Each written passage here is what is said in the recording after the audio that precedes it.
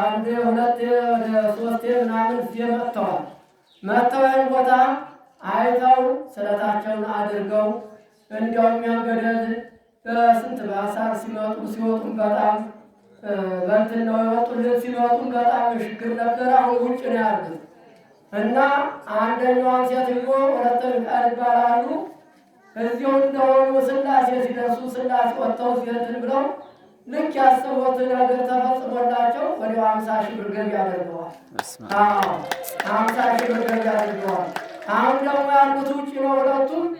እሴተ ማርያም የሚባሉ እናት ወለተ ሚካኤል አሁን ወለተ ሩፋኤል ትባላለች። ለጥምቀት መጣት ነው አለችው።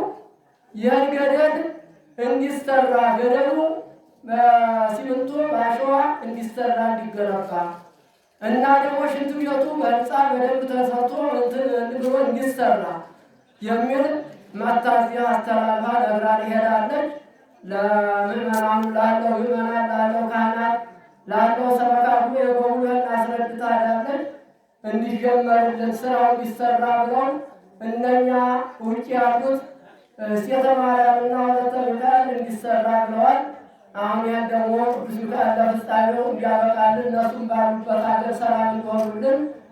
ይችም ደግሞ ወለተ ሩፋኤል ትባላለች። የተላከችው ሴትዮ አብራነች አዲስ አበባ ነው ያለችው።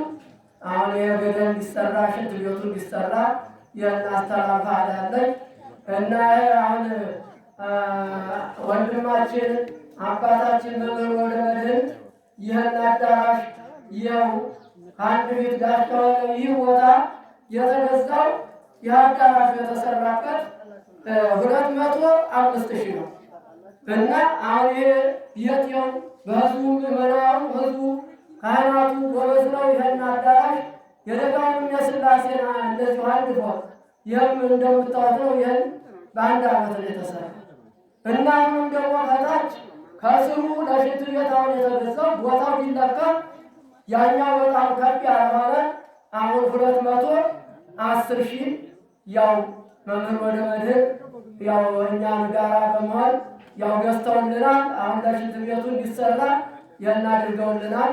የወርቃ አሁን ባለፈው የወርቃ ከዚያ ላይ ከገንጥሎ ሲሆን አወዳድቋን ታሪክ የሚዲያ የሚለቀቅ ነው። ቂጡን አዝሮ አንዷን ነገር ሳይነካ አወዳድቁን አይታችሁታል። ነፋስ ስለገለጠለው ታሪኩን አይታችሁታል።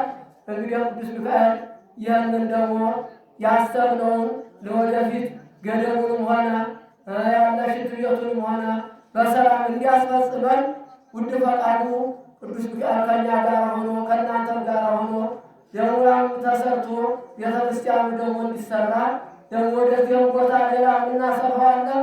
ምናልባት ቦታው በሙሉ እንዲሰፋ ነው ሀሳባችን።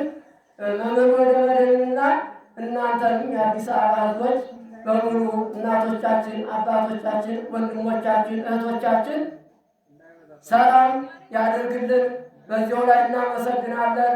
በሰላም ደግሞ ወደ ቤታችሁ በሰላም እንድትመለሱና ስለቱን እንዲሰማልን እንድፈቃድ ይሁንልን የሚለውን አስተላልፋለሁ። እግዚአብሔር ያክብርልን።